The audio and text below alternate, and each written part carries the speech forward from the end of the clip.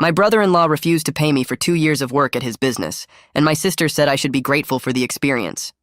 So, I showed them how to run real business. My sister Grace married Vincent when I was 22 and fresh out of trade school. I had my electrician's license, but no experience and no connections. Vincent owned a small electrical contracting company. He did residential work mostly. New builds, renovations, panel upgrades. He had about 6 employees and more jobs than he could handle. Grace suggested I come work for him. She said it would be good for everyone. I'd get experience. Vincent would get reliable help. We'd all be one big happy family. Vincent agreed, but he had conditions. He said he couldn't pay me a full salary right away. The business was growing and cash flow was tight.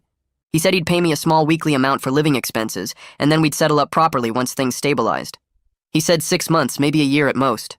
I was young and stupid and trusted my own sister, so I said yes. The weekly amount was $200. I was working 50 hours minimum, sometimes 60. I was doing the same jobs as his other guys, sometimes harder ones because I was eager to prove myself.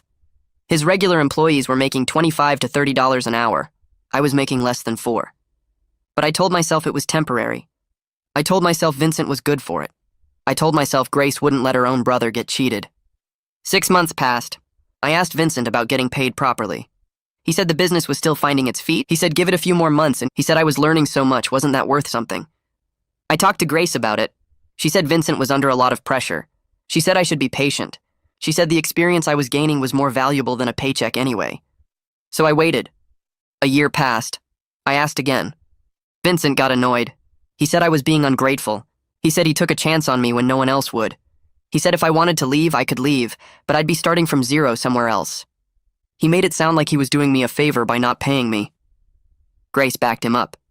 She said I was part of the family business now. She said I needed to think long term. She said money wasn't everything. Easy to say when you're living in a 4-bedroom house your husband bought. I stayed another year. I don't know why. Maybe I kept hoping things would change. Maybe I was scared to start over. Maybe I just couldn't believe my own sister would let this happen. By the end of year 2, I'd done the math. At a normal rate, Vincent owed me over $90,000. I brought this up one Sunday dinner at their house. I showed him the numbers. Hours worked, market rate for a licensed electrician, minus what he'd already paid me. $93,000 and change. Vincent laughed. He actually laughed. He said those numbers were fantasy. He said I was an apprentice, not a journeyman. He said the $200 a week was more than fair for someone learning the trade. I pointed out that I came in with my license. I wasn't learning. I was working. He said the license was just paper. Real knowledge came from experience. Experience he gave me. Grace told me I was ruining dinner. She said I was being dramatic. She said if I was so unhappy, maybe I should find another job. So I did. I quit the next day. No notice, no explanation, just a text to Vincent saying I wouldn't be in. He called me 12 times. I didn't answer. I had saved almost nothing from those 2 years. The $200 a week barely covered my rent and food.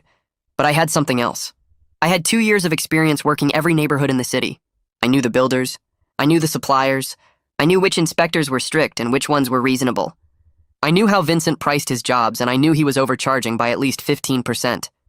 I got a job with another contractor for 3 months, just long enough to save some money and make a plan. Then I filed for my own business license. I called it Proper Electrical Services. Simple name, easy to remember. I started small. Just me, my tools, and a used van. I reached out to every builder and general contractor I'd met while working for Vincent. I told them I was on my own now. I told them my rates were fair and my work was solid. A few of them gave me a shot. Word spread. Within 6 months, I had more work than I could handle alone. I hired my first employee, then my second. By the end of year 1, I had a crew of 4 and a real office. I wasn't rich, but I was building something that was actually mine. Vincent noticed. Of course he noticed.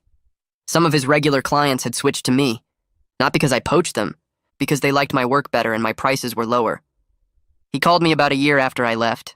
He said I was stealing his business. He said I was using contacts I made on his time. He said it was unethical. I asked him if it was ethical to not pay his own brother-in-law for 2 years of labor. He hung up. Grace called the next day. She started talking before I could even say hello. Mom was upset. She wanted to know why I couldn't just let things go. I was tearing the family apart over something that happened years ago. I listened to her voice get higher and tighter until she finally stopped to breathe. Then I told her I let things go for 2 years while Vincent stole from me. I let it go while he paid his other guys fair wages and gave me scraps. Now I was succeeding on my own, and that made her mad. She went quiet for a second. Then she came back with how Vincent was struggling financially, how I took his best clients, how his business was falling apart because of me. I reminded her those clients chose me. They picked my company because I did better work for fair prices. Nobody forced them to switch. Grace got quiet again when I pointed out that Vincent clearly had money to pay his other employees properly. Just not his own brother-in-law. He found $25 to $30 an hour for strangers, but couldn't manage more than $4 for family. She tried to say something, but I kept going. The math was simple, and she knew it. The call went downhill fast after that. Grace said I had changed, that I was selfish now, that money mattered more to me than family. I told her she chose her husband's lies over her own brother's livelihood 2 years ago. She made that choice every time she told me to be patient, every time she said experience was more valuable than a paycheck. I hung up feeling angry but also relieved. I finally said what needed saying. No more pretending things were okay when they weren't. Max was at the office when I walked in. He took one look at my face and asked if everything was okay. I gave him the basic story. Worked for family, got screwed over, sister sided with the guy who screwed me. He nodded and said his uncle did something similar to his cousin. Promised him part ownership of a landscaping business if he worked cheap for a few years. 5 years later, the cousin was still cutting grass for minimum wage, and the uncle bought a boat. Max said he got it. Some people think family means you work for free. Clyde called the next day. He had a major commercial project and wanted me to quote on the electrical work. A new restaurant complex going up on the east side. 3 separate dining spaces plus a shared kitchen. Full build-out. He sent over the plans and I looked through them that night. This was the biggest opportunity I'd had so far. The job was worth maybe $40,000 in revenue. More than I made in 6 months when I first started. I told Clyde I'd get him a quote by Monday. I spent the weekend working on the bid. Janet came by Saturday afternoon to help with the financial projections. We sat at my kitchen table with the plans spread out and went through every circuit, every outlet, every light fixture. Janet plugged numbers into her laptop while I calculated materials and labor hours. The numbers worked even with my lower pricing model. I could come in under what Vincent would charge and still make good profit. Enough to hire a 3rd employee. Enough to upgrade some equipment.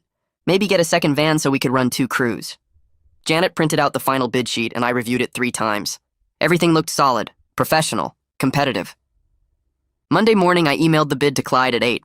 He called back at 2 that afternoon. I got the job. He said my quote was professional and competitive. Then he mentioned Vincent bid too. Came in 15% higher with a proposal that was basically just a price on a sheet of paper. No breakdown, no timeline, no detail work. Clyde said he appreciated the thoroughness of my bid, made him confident I knew what I was doing. I hired Tucker the following week. He was 23 and fresh out of trade school. Reminded me of myself a few years back, eager to work, wanted to prove himself. I interviewed him at the office and he showed up in clean work clothes with his license and a folder of his test scores. I asked him what he expected for pay. He said he'd take whatever I thought was fair since he didn't have much experience. I told him $22 an hour to start. His eyes got wide. He asked if I was serious. I said completely serious. I remembered what it felt like to work hard and get paid nothing. Nobody on my crew would ever feel that way. Bobby texted me out of nowhere on Thursday. Heard about the restaurant job. Congratulations. Said he always thought what Vincent did to me was wrong. Several of the crew felt the same way, but nobody wanted to say anything and risk their jobs. I thanked him and asked how things were going at Vincent's company. Bobby said it was getting rough. Vincent was stressed, snapping at employees over small stuff, bidding on jobs like he was desperate. The atmosphere wasn't good anymore. Bobby mentioned 2 more regular clients had switched to other contractors recently. Not to me specifically, but away from Vincent. Word was getting around that his work quality had dropped. Jobs were taking longer. Estimates were all over the place. One client had to call him back twice to fix problems with a panel installation. That kind of thing spreads fast in this business. Contractors talk, builders talk. Once your reputation starts sliding, it's hard to stop. I watched Vincent's business slide while mine grew. The satisfaction was real, but it didn't fill the gap where my sister used to be. Mom called on a Tuesday evening. I was at the office finishing paperwork when her name showed up on my phone. She started with small talk about the weather and her garden. Then she got to the point. She wanted me to come to Sunday dinner. Just family. She said it was time we all sat down and talked like adults. She said Grace missed me and Vincent was willing to discuss things. I asked what there was to discuss. Mom said we needed to move past this. I told her I was willing to talk, but only if Vincent brought a check for $93,000 plus interest. Mom went quiet. Then she said I was being unreasonable. She said family was more important than money. I felt my jaw tighten. I explained that Vincent made it about money when he exploited my labor for 2 years. I said Grace made it about family when she told me to be grateful for being used. Mom said I was twisting things. She said Vincent made mistakes, but he was still family. I asked if I was still family when I was working 60-hour weeks for $200. She didn't answer that. She just said she hoped I would reconsider and hung up. The restaurant project started the following Monday. Max and Tucker showed up at the site at 7 in the morning with the van loaded. I met them there with the plans and we did a walkthrough with the general contractor. The space was gutted down to studs. Clean slate. We mapped out the panel locations and started running conduit. Max worked the main dining area while Tucker handled the kitchen circuits. I supervised and jumped in where needed. The work went smooth. No surprises in the walls, no hidden problems. By end of week 1, we had rough and done for the entire first floor. Clyde stopped by on Friday afternoon. He walked the site with his clipboard checking our work. He nodded at the panel installation. He tested a few connections. Then he told me he was impressed. He said the quality was excellent and we were ahead of schedule. He mentioned he had more projects coming up if I was interested. I told him I was always interested in good work. Diane called the next week. I was in the van heading to a supply run when her name showed up. She asked if I had time for a big project. I said depends on the timeline. She told me about a subdivision of townhouses. 32 units needing complete electrical throughout. She said it would be steady work for months. I asked why she was calling me instead of her usual contractors. She said she was done with Vincent. He missed deadlines on her last 2 projects. His crew seemed disorganized. One job had to be inspected 3 times because of code violations. She said she couldn't afford that kind of hassle. I told her I'd put together a bid and get it to her by end of week. She said she'd wait to hear from me. The days got longer.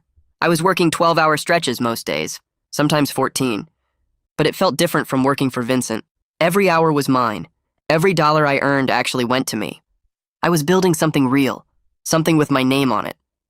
Janet called me one evening after I'd been at a job site since 6 that morning. She said she needed to talk about the business. We met at a coffee shop near her office. She pulled out her laptop and showed me the numbers. Revenue was up. Way up. But she was worried about me. She said I was working too many hours. She said burnout was real, and I needed to think about sustainable growth. She suggested I hire another electrician sooner rather than later. Maybe even look at a project manager to handle scheduling. I told her I'd think about it. She gave me a look that said she didn't believe me. Grace texted 3 days later. The message came through while I was pulling wire in an attic. She asked if we could meet for coffee. Just the 2 of us. No Vincent. I stared at the message for a while. Part of me wanted to ignore it. Part of me was curious what she wanted to say. I texted back that I could do Saturday morning. She sent back a thumbs up. Saturday morning, I got to the coffee shop first. I ordered black coffee and sat at a table by the window.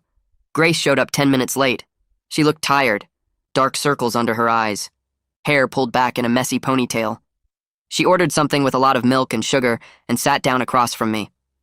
She didn't say anything at first, just stirred her coffee and looked out the window. Then she said things had been tense at home. Vincent was stressed about the business. He was drinking more, getting angry about small stuff. She said he was obsessed with me, with my success, with how I was doing better while he was struggling. I didn't say anything. I just waited. She asked how I was doing. I said I was fine, busy. She nodded like she expected that answer. I asked her directly if she understood why I left, if she understood why I was angry. She gave me a long answer about seeing both sides, about how relationships were complicated, about how business and family shouldn't mix. I let her finish. Then I asked a simpler question. Was Vincent wrong to not pay me? She looked down at her coffee. She said it was complicated. I asked how it was complicated. She said Vincent had expenses. The business was growing. Cash flow was tight. I reminded her those were the same excuses from 2 years ago. She said I was being harsh. I said I was being accurate. I told Grace I loved her, but I couldn't have a relationship with her if she wouldn't acknowledge what Vincent did was theft. Not a complicated family situation, not a misunderstanding. Theft. She started crying. She said I was forcing her to choose between her husband and her brother. People at other tables were looking over. I kept my voice calm. I explained that she already chose 2 years ago, when she told me to be grateful for being exploited, when she backed Vincent's excuses instead of standing up for her own brother. I said I was just finally accepting her choice. She wiped her eyes with a napkin. She said that wasn't fair. I said fair would have been getting paid for my work. We sat there for another minute in silence. Then she got up and left. I finished my coffee and watched people walk past outside. I felt sad, but also clear. Like something that had been muddy was finally settled. I spent the next week putting together the townhouse bid. I measured out the electrical needs for all 32 units. I calculated wire runs and panel loads. I priced out materials from 3 different suppliers to get the best rates. I built in labor costs that were fair to my crew and still kept my total under what I knew Vincent would charge. Janet looked over my numbers and said they were solid. She pointed out a few places where I could adjust the payment schedule to help with cash flow. I submitted the bid on a Friday afternoon. Diane called me Monday morning and said I got the job. She said my proposal was professional and detailed, and my price was competitive without being suspiciously low. The contract meant 8 months of steady work. It meant I could plan ahead instead of scrambling for the next job. Janet helped me set up the payment schedule so I'd get draws at specific completion points. That same week, I went to the bank and applied for a small business loan. I needed a second work van and some additional tools now that I was running bigger jobs. The bank manager looked at my financials and my contract with Diane. He approved the loan in 3 days. I bought a used van that was in good shape and had it wrapped with my company logo. Tucker mentioned during lunch break that he had a friend from trade school who was looking for work. I told him to have her call me. She called that afternoon. Her name was already on my roster from when I'd checked references, but I wanted to meet her in person. We sat down the following Tuesday at my office. She was young, maybe 23, and clearly nervous. I asked about her experience, and she was honest that she didn't have much beyond school and a few small residential jobs. I offered her apprentice wages with a clear path for raises tied to skill development. She accepted and started the next Monday. My crew was now 4 people, including me: Max, Tucker, the new apprentice, and myself. We started running 2 job sites at the same time. Max led one crew with the apprentice while I worked with Tucker on the other. The coordination was harder than I expected. I had to check in on both sites multiple times a day to make sure everything stayed on schedule. I was working 12-hour days again, but this time it was different because I was building something mine. Ronald called me on a Wednesday afternoon. He was a client who had used both me and Vincent over the past few years for different projects. He said he wanted to let me know he was going exclusively with my company from now on. I asked him why, and he said Vincent's recent work had been sloppy. He'd had to call Vincent back twice on his last job to fix issues with a sub-panel installation. He said my work was cleaner and my guys showed up on time. I thanked him and added his name to my regular client list. I ran into Bobby at the electrical supply house the next week. He was picking up materials, and I was grabbing some additional wire for the townhouse project. He pulled me aside near the loading dock. He said Vincent was talking about me constantly at work, blaming me for all his problems, saying I stole his clients and ruined his reputation. Bobby said the atmosphere at Vincent's shop had become toxic. He said some of the crew were looking for other jobs because Vincent was angry all the time and taking it out on everyone. I told Bobby I was sorry he had to deal with that, but I hadn't done anything wrong. Bobby said he knew that. He said everyone knew that. Vincent showed up at one of my job sites 2 days later. I was working on the townhouse project when Max called me over and said someone was asking for me. I walked to the front of the building and Vincent was standing there next to his truck. He looked rough. Unshaved, wrinkled shirt, bags under his eyes. He started in immediately saying I was sabotaging his reputation and stealing his employees. I told him I needed to get back to work. He followed me saying we needed to talk about this. I stopped and turned around. I kept my voice calm and told him I had never badmouthed him to anyone. I said clients chose me based on my work quality and my pricing. Vincent got in my face. He said I owed him for training me, that everything I knew came from working for him. Max walked up and asked if there was a problem. Vincent looked at Max and then at the rest of my crew who had stopped working to watch. He backed off a step. He pointed at me and said this wasn't over. Then he got in his truck and drove off. I went inside and called the non-emergency police line. I filed a report documenting the confrontation. I gave them Vincent's name and license plate number. The officer said it was good to have it on record in case he escalated. Clyde called me that evening. He said he'd heard about the job site incident through the contractor network. Word traveled fast in this business. He asked if I was okay and I said I was fine. Clyde said Vincent had been acting erratic lately. He said Vincent was losing bids because his proposals seemed rushed and desperate. He said a few contractors had stopped working with Vincent entirely because his quality had dropped. I thanked Clyde for checking in and told him I appreciated the heads up. Grace called that night while I was finishing paperwork at the office. Her voice sounded wrong from the first word, shaky and wet like she'd been crying for a while. She said Vincent came home after leaving my job site and punched a hole in their kitchen wall. Just walked in and slammed his fist straight through the drywall next to the refrigerator. She said he was screaming about me ruining his life and taking everything from him. She said she tried to calm him down, but he wouldn't stop pacing and yelling. Then she said something that made my stomach drop. She said she was scared, not annoyed or frustrated, scared. I asked if he'd hurt her and she said no, but the way she said it made me think she wasn't sure he wouldn't. I told her she needed to get out of there. Go stay with Mom for a few days until Vincent calmed down. She went quiet for a long time and then said she didn't want to make things worse. I felt that old frustration rising up, the same feeling I'd had for 2 years watching her make excuses for him.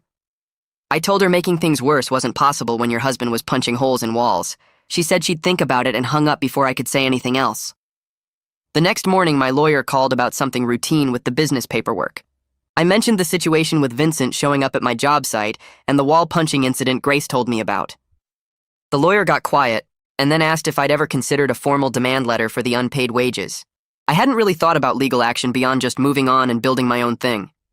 He explained that a demand letter would create documentation of the debt and start the clock on potential legal action.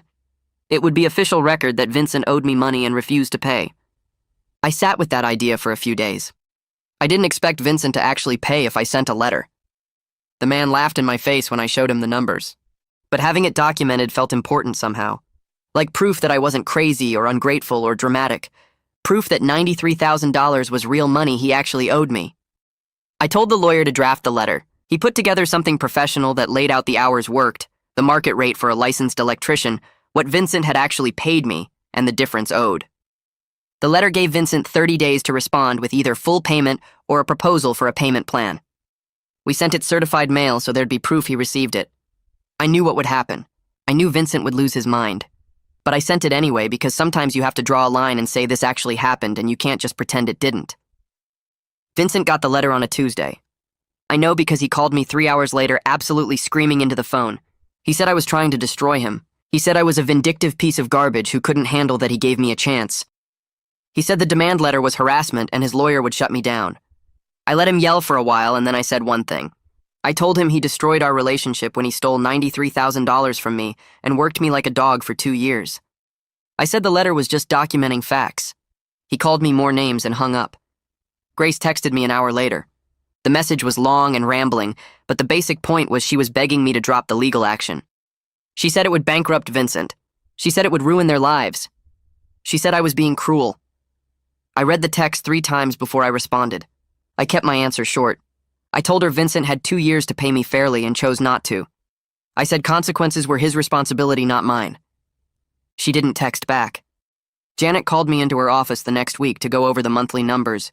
She had spreadsheets pulled up on her computer, and she was smiling. She showed me the revenue column and explained that for the 3rd month in a row, my business was bringing in more money than Vincent's company made when I worked for him. I knew we were doing well, but seeing the actual numbers lined up like that hit different. I'd built something bigger than what Vincent had in just over a year, without exploiting anyone, without lying to family, just fair prices and solid work. I felt proud in a way I hadn't felt in a long time. Not proud like bragging, proud like I'd proven something to myself about what I was actually worth. Bobby texted me that same week. The message was direct. He said he was giving Vincent his 2-week notice and asked if I was hiring. I stared at that text for a while before responding. Bobby was Vincent's lead guy. Him leaving would hurt Vincent's operation significantly. But that wasn't my problem, and I wasn't going to turn down a skilled electrician because of Vincent's feelings. I told Bobby I'd consider hiring him, but he needed to understand I wouldn't get involved in any drama with Vincent over him leaving. Bobby said he got it and just wanted to work somewhere the boss wasn't having a breakdown every other day. I told him to call me after his notice period ended, and we'd talk details. The 30 days on the demand letter passed with no response from Vincent. Not a call, not a letter, nothing. My lawyer filed a civil lawsuit for the unpaid wages. He explained it would take months to work through the court system. There'd be discovery and depositions and probably settlement discussions before it ever got near a trial. I signed the paperwork and tried not to think about how my sister would react. I didn't have to wait long to find out. Mom called me 2 days after the lawsuit was filed. She was upset in that specific way she got when she thought her kids were fighting over something stupid. She said I was tearing the family apart over money. She said Grace was a mess and Vincent was talking about losing everything. She said I needed to drop this and move on. I took a breath and reminded her that Vincent tore the family apart when he exploited me for 2 years. I said Grace tore it apart when she told me to be grateful for being used. I told Mom I was just refusing to pretend it didn't happen anymore. She said I was being stubborn and I'd regret this someday. I told her maybe I would, but at least I'd regret standing up for myself instead of regret letting people walk all over me. She hung up without saying goodbye. Grace stopped calling after the lawsuit got filed. I tried texting her a few times in the first week, but she never responded. Mom called me about 10 days later and said Grace was standing by her husband no matter what. She said Grace felt like I was attacking their family and trying to ruin Vincent's business on purpose. I told Mom that Grace made her choice a long time ago when she picked Vincent's lies over my unpaid labor. Mom said I was being stubborn and that family should forgive family. I asked her if Vincent ever planned to pay me the $93,000 he owed, and she went quiet. She said she didn't know, and then changed the subject to asking when I'd come for dinner again. I told her I'd come when Grace was ready to admit what Vincent did was wrong, not before. She sighed and hung up. It hurt knowing my sister chose Vincent over me, but I couldn't keep pretending it didn't happen just to keep peace. Grace picked her side, and I had to accept that even if it felt like losing part of my family. Diane called me 2 days later about some builders she worked with regularly. She said she'd been telling them about my company and how reliable my work was compared to other contractors in the area.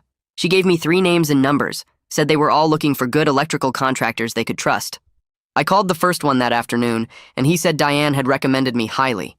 He had a commercial renovation starting in 6 weeks and needed a quote. I drove out to look at the site the next morning and put together numbers that evening.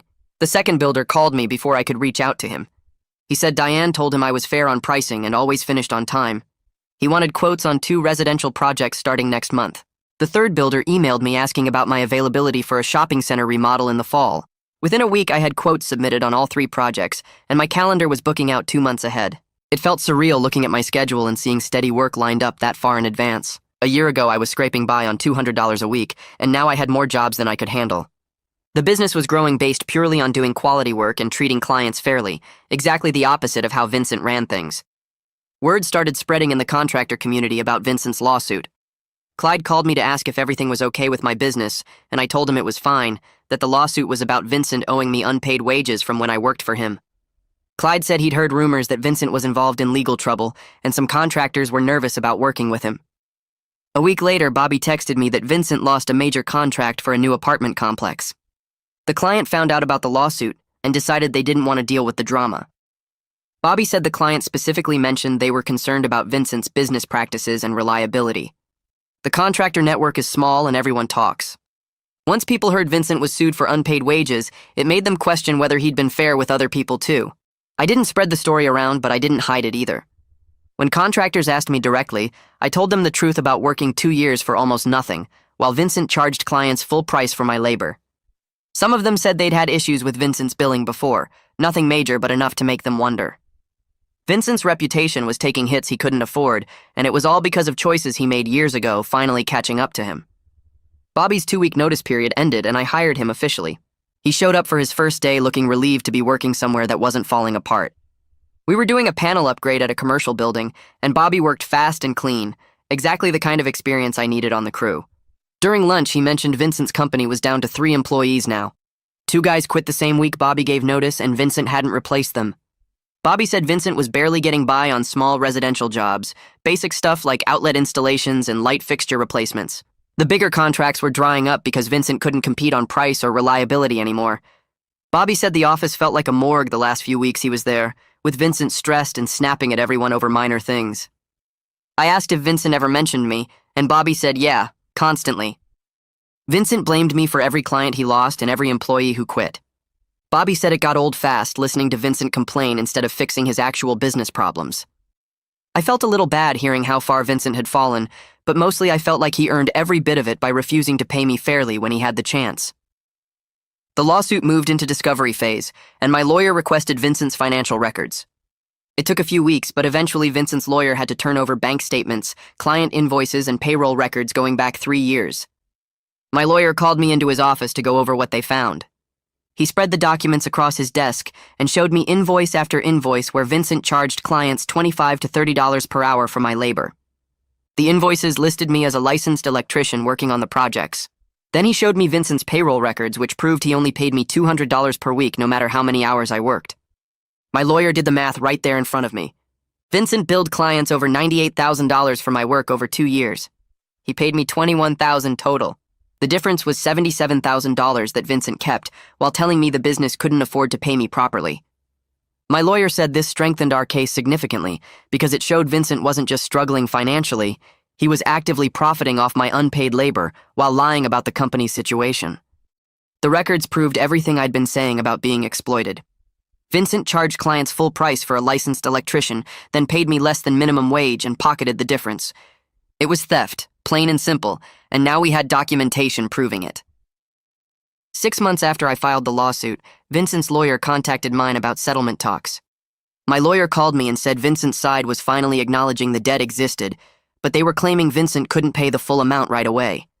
His business was struggling and he didn't have $93,000 sitting in the bank. Vincent's lawyer wanted to discuss payment terms and settlement amounts. My lawyer asked what I wanted to do, and I said I wanted to hear their offer, but I wasn't going to just let Vincent off the hook completely. We set up a meeting for the following week. I went to my lawyer's office and sat through an hour of back and forth with Vincent's lawyer on a conference call. They offered $40,000 paid over 5 years. My lawyer said that was insulting and countered with $80,000 paid over 2 years. Vincent's lawyer said Vincent couldn't afford those terms. They went back and forth while I sat there getting more frustrated. Finally, Vincent's lawyer offered $60,000 paid over 3 years. My lawyer looked at me and I thought about it. $60,000 was less than the $93,000 owed, but it was more than I realistically expected to collect if we went to trial. My lawyer explained that going to court could get me a judgment for the full amount, but actually collecting it would be difficult if Vincent's business failed.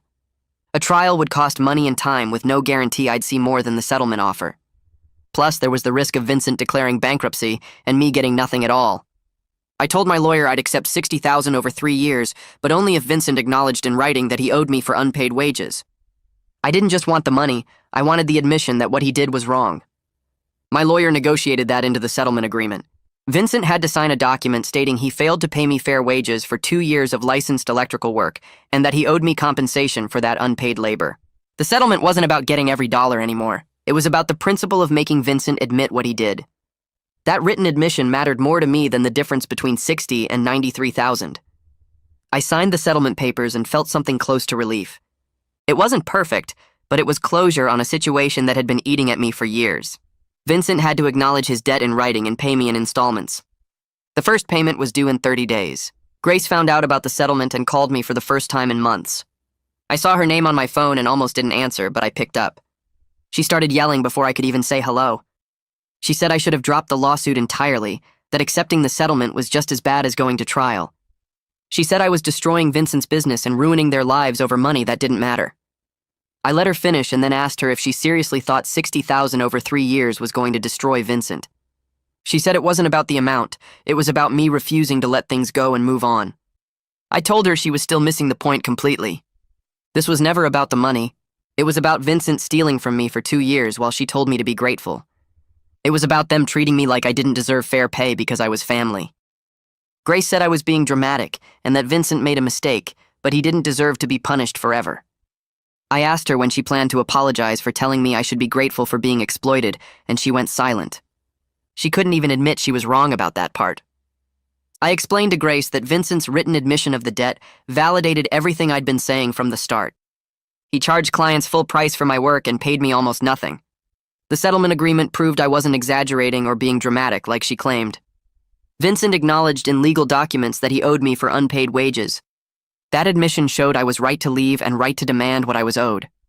Her refusal to see that, even with legal proof right in front of her, showed exactly where her loyalty was.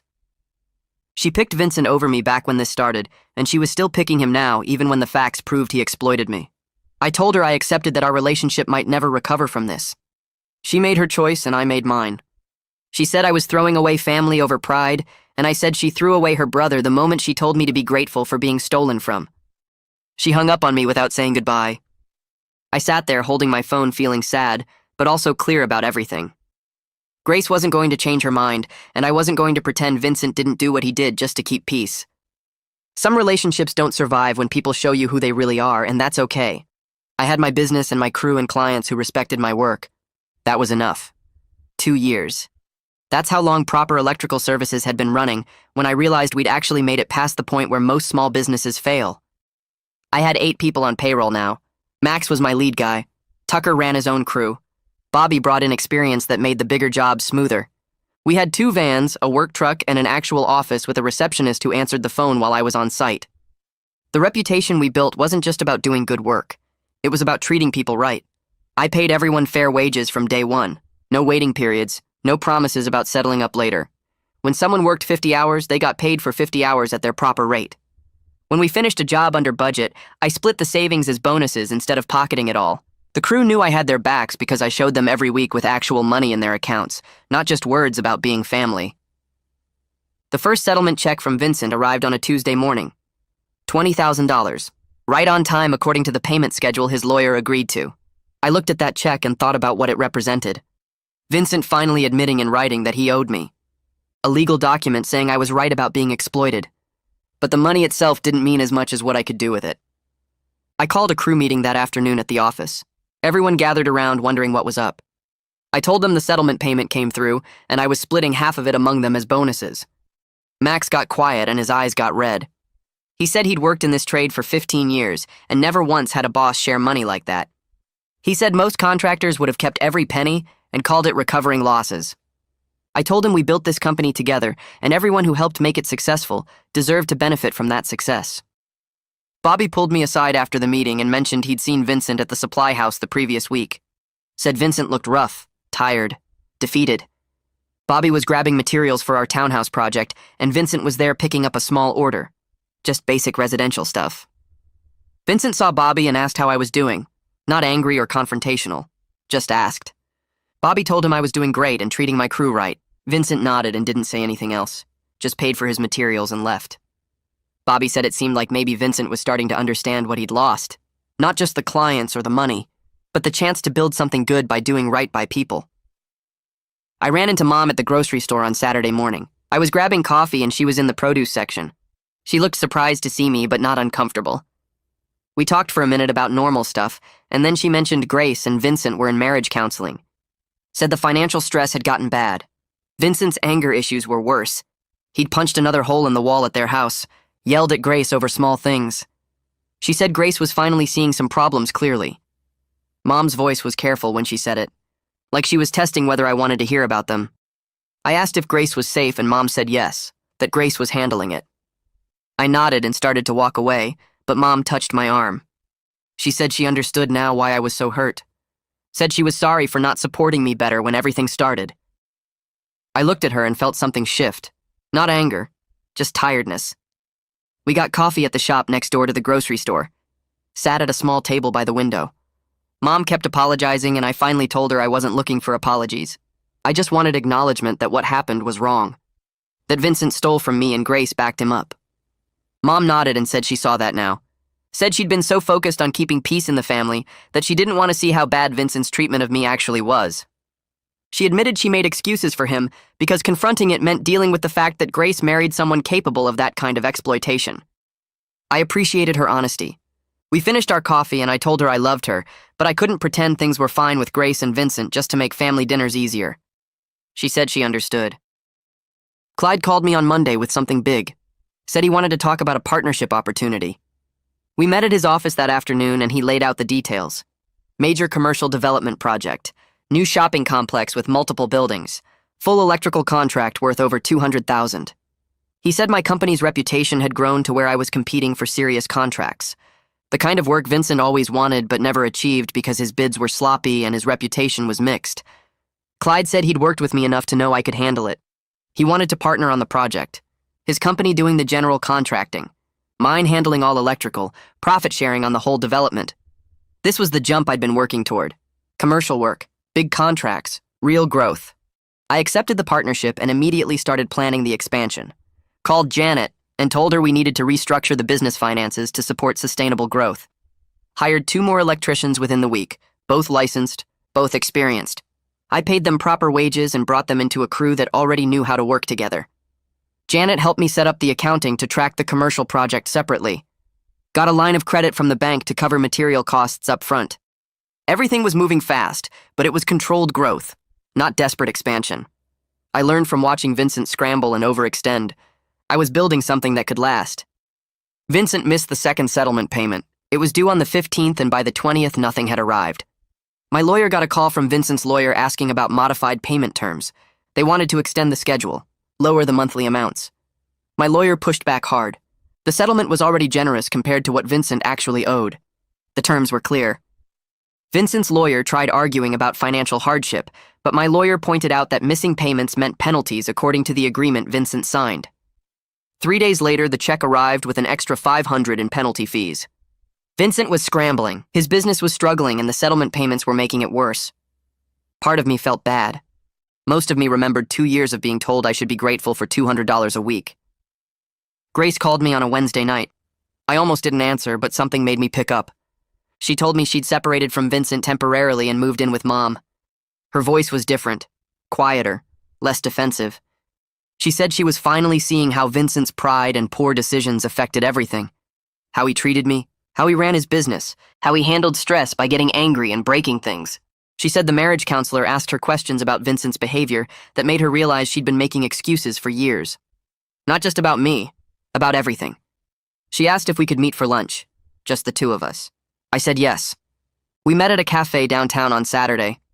Grace looked tired but more present somehow, like she'd been hiding behind something for years and finally stepped out from behind it. We ordered sandwiches and she started talking before the food even arrived. She gave me a real apology, not the half apology from before. She said she was sorry for not believing me, for choosing Vincent's version of events over mine, for telling me I should be grateful when I was exploited.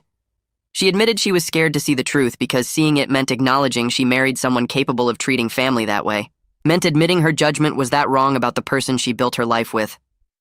She said watching Vincent spiral over the past year forced her to see things clearly. His anger, his pride, his refusal to take responsibility. She saw how he treated me and realized he was capable of treating her the same way when things got hard. I told her I wasn't forcing her to choose anything. She made her choice 2 years ago when she backed Vincent instead of me. Now I was just living with the reality of that choice. We met for coffee again the next week, and this time Grace listened more than she talked. I explained that I could rebuild our relationship, but Vincent wasn't part of my life anymore.